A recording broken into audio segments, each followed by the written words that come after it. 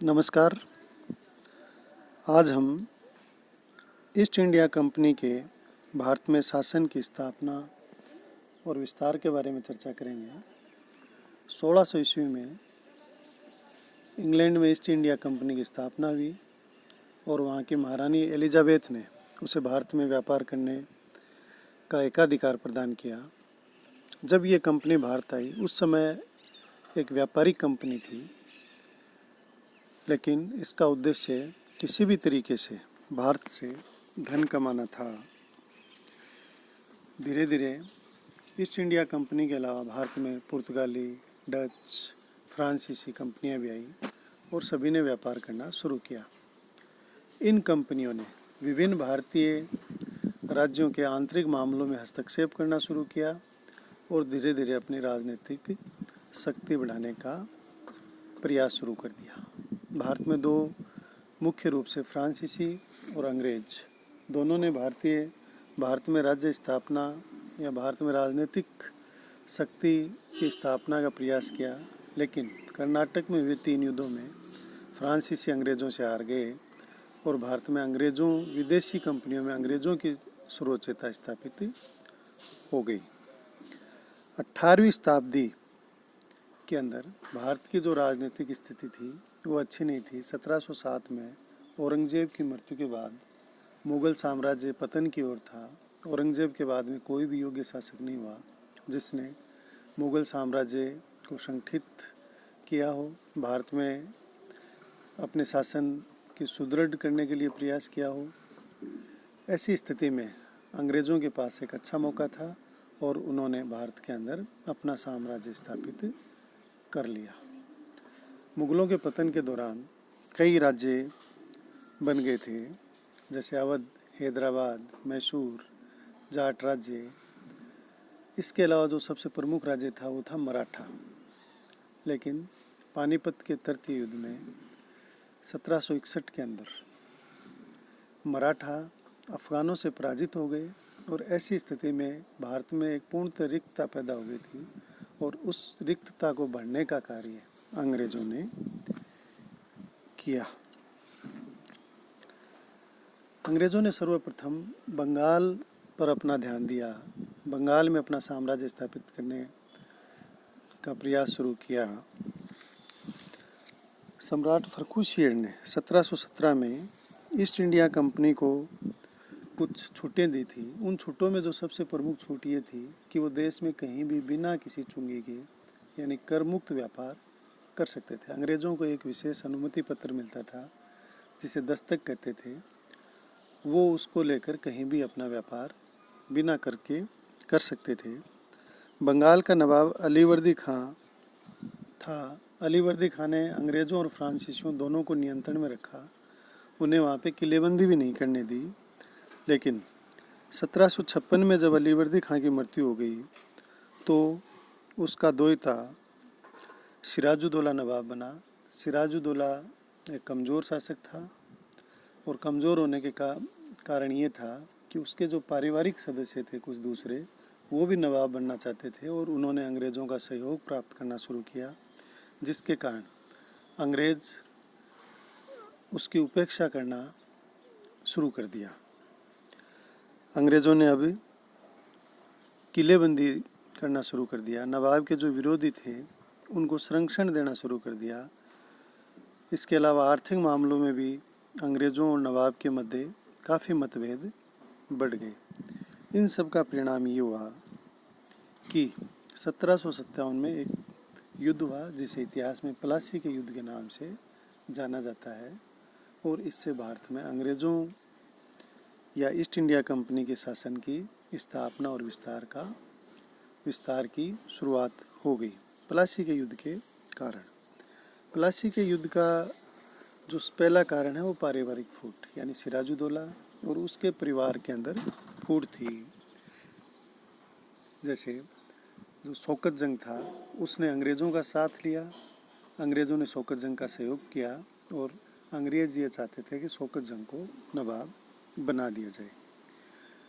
इसके अलावा सिराजुद्दौला ने अंग्रेज़ों को किलेबंदी न करने के लिए कहा, लेकिन अंग्रेज़ों ने किलेबंदी शुरू की। नवाब के प्रति इन्होंने अशिष्टता दर्शाई। जब भी कोई नवाब सिंहासन पर बैठता था तो नवाब को अंग्रेज़ों द्वारा कुछ भेंट और दरबार में उपस्थित होना था, लेकिन नवाब सिराजुद्दौला जब नवाब बना तो ना तो उसे भेंट दी गई, ना ही कोई अंग्रेज़ उसके दरबार में आया।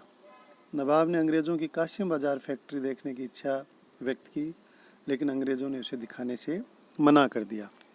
दस्तक प्रथा का दुरुपयोग, जैसा अपन पहले बात कर चुके हैं, 1717 ईस्वी में फर्रुखियर ने अंग्रेज़ों को करमुक्त व्यापार के लिए दस्तक प्रथा की शुरुआत की थी। अब अंग्रेज़ों ने इस दस्तक प्रथा का दुरुपयोग करना शुरू कर दिया। अंग्रेज़ अपने इस विशेष अनुमति पत्र को भारतीयों को भी बेचना शुरू कर दिया, जिससे नवाब को आर्थिक हानि होना शुरू हो गया।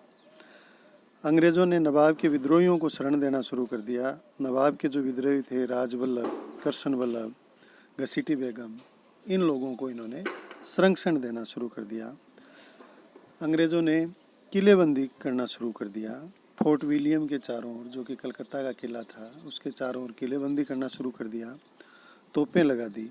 इससे भी नवाब अंग्रेज़ों से नाराज़ हो गया।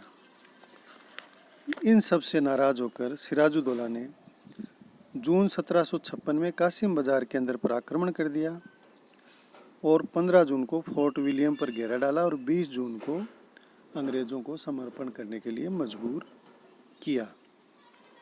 इसी समय की ये घटना, जिसे ब्लैक होल कांड या कलकत्ता की कालकोठरी घटना के नाम से जाना जाता है, इस घटना का विवरण ब्रिटिश अधिकारी होलवेल ने दिया है, जिसमें ये कहा गया है कि नवाब ने एक छोटे से कमरे, जिसका आकार 18 बाई 14 का था, उसमें 146 अंग्रेज़ों को कैद कर दिया और उनमें से 123 अंग्रेज दम घुटने से मारे गए। लेकिन ये घटना काल्पनिक प्रतीत होती है।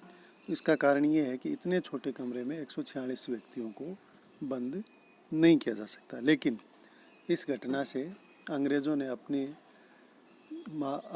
पक्ष में माहौल तैयार किया और इसका परिणाम ये हुआ कि धीरे धीरे सिराजुद्दौला के खिलाफ और भी कार्रवाई इन्होंने शुरू कर दी। अंग्रेज़ों ने अपनी छल और कूटनीति के द्वारा अमीचंद, जगत सेठ, सेनापति सादिक खान, राजा मानेकचंद, मीर जाफ़र को अपने पक्ष में कर लिया और 2 जनवरी 1757 को कलकत्ता पर पुनः अधिकार कर लिया, जिसके फलस्वरूप 9 फरवरी 1757 को नवाब और अंग्रेज़ों के बीच एक संधि हुई, जिसे अलीनगर की संधि के नाम से जाना जाता है। इस संधि की जो प्रमुख शर्तें थी वो ये थी, अंग्रेज़ों को कलकत्ते की किलेबंदी करने और सिक्के डालने का अधिकार मिल गया। पहले की तरह ही उनकी व्यापारिक जो सुविधाएं थी वो बहाल कर दी गई, यानी करमुक्त व्यापार की सुविधाएं फिर से दे दी गई। इसके बदले में ब्रिटिश ईस्ट इंडिया कंपनी ने नवाब को सुरक्षा का आश्वासन दिया और नवाब ने उन्हें 3 लाख रुपए क्षतिपूर्ति के रूप में देना भी तय हुआ। लेकिन इतना कुछ होने के बाद में भी रॉबर्ट क्लाइव नवाब को हटाना ही चाहता था और उनके बीच में मतभेद बढ़ते गए। रॉबर्ट क्लाइव बड़ा कुटिल और धूर्त था। उसने अलीनगर की संधि की पालना को लेकर मतभेद बढ़ते गए और 14 मार्च 1757 को फ्रांसीसी बस्ती चंद्रनगर पर विजय प्राप्त कर ली। इसके अलावा उसने नवाब के सेनापति मीर जाफ़र को बंगाल का गवर्नर बनाने का आश्वासन दिया। अमीचंद को धन का लालच देकर अपनी तरफ कर लिया और 23 जून 1757 को मुर्शिदाबाद से 22 मील दक्षिण में प्लासी नामक स्थान पर नवाब और अंग्रेज़ों के बीच में एक युद्ध लड़ा गया। ये युद्ध नाम मात्र का युद्ध था, क्योंकि अंग्रेज़ों ने पहले से ही नवाब के सभी सेनापतियों को, नवाब के सभी प्रमुख व्यक्तियों को षड्यंत्र और लालच देकर अपनी तरफ मिला लिया था।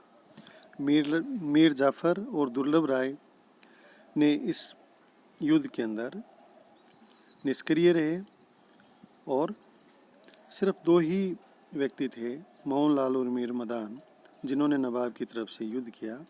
नवाब को युद्ध के मैदान से भागना पड़ा और मीर जाफ़र के लड़के मीरन ने नवाब को मौत के घाट उतार दिया। इस तरह से प्लासी का युद्ध खत्म हुआ, लेकिन प्लासी के युद्ध के परिणाम जो निकले वो भारत के लिए अच्छे नहीं थे। मीर जाफ़र को बंगाल का नवाब बना दिया गया, जो कि अंग्रेज़ों की कठपुतली था।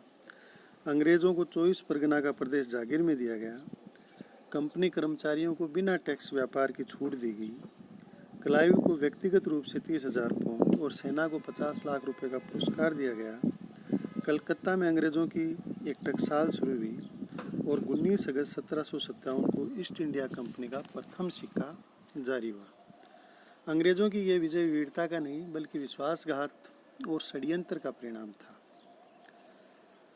इस तरह से अंग्रेज़ों ने बंगाल के अंदर अपने साम्राज्य की स्थापना शुरू कर दी थी। मीर जाफ़र जो नवाब था वो अंग्रेज़ों की पूरी तरह से एक कठपुतली शासक था। उसके कोई भी निर्णय स्वयं के निर्णय नहीं होते थे। मीर जाफ़र ने अपने शासक के साथ विश्वासघात किया था, इसलिए इतिहास में वो देशद्रोही के नाम से जाना जाता है। मीर जाफ़र ने 1757 से 1760 में 3 करोड़ रुपए अंग्रेज़ों को दिए। यानी अंग्रेज़ उसे एक धन की बोरी समझते थे। जब भी उनकी इच्छा होती थी वो उस बोरी में हाथ देते और धन निकाल लिया करते थे। लेकिन फिर भी अंग्रेज़ों की मांग बढ़ती गई और नवाब का खजाना खाली हो गया। नवाब उनसे परेशान हो गया और इसका परिणाम ये हुआ कि मीर जाफ़र को अपना पद छोड़ना पड़ा और उसकी जगह मीर कासिम को बंगाल का नवाब बना दिया गया। मीर कासिम और उस समय के गवर्नर वेनिस्टार्ट के मध्य एक संधि हुई, जिसके अंदर ये तय किया गया कि मीर कासिम अंग्रेज़ों का घनिष्ठ मित्र बना रहेगा और सैनिक व्यय के लिए अंग्रेज़ों को वर्धमान, मिदनापुर व चिटगांव के जिले देगा। इसके अलावा सिलट में जो सीमेंट उत्पादित होती थी उसके आधे भाग पर अंग्रेज़ों का अधिकार रहेगा। दक्षिण के अंदर जो भी युद्ध होंगे उनके लिए 5 लाख रुपए खर्चा देना तय हुआ और कलकत्ता काउंसिल के जो सदस्य थे उनको भी 4,52,000 रुपये देना तय हुआ। इस तरह से अंग्रेज़ों ने पूरी तरह से कठपुतली शासकों को बंगाल की सिंहासन पर आरूढ़ कर दिया और बंगाल से अंग्रेज़ों की जो शासन है वो भारत के अंदर स्थापना या स्थापित होना शुरू हो गया। धन्यवाद।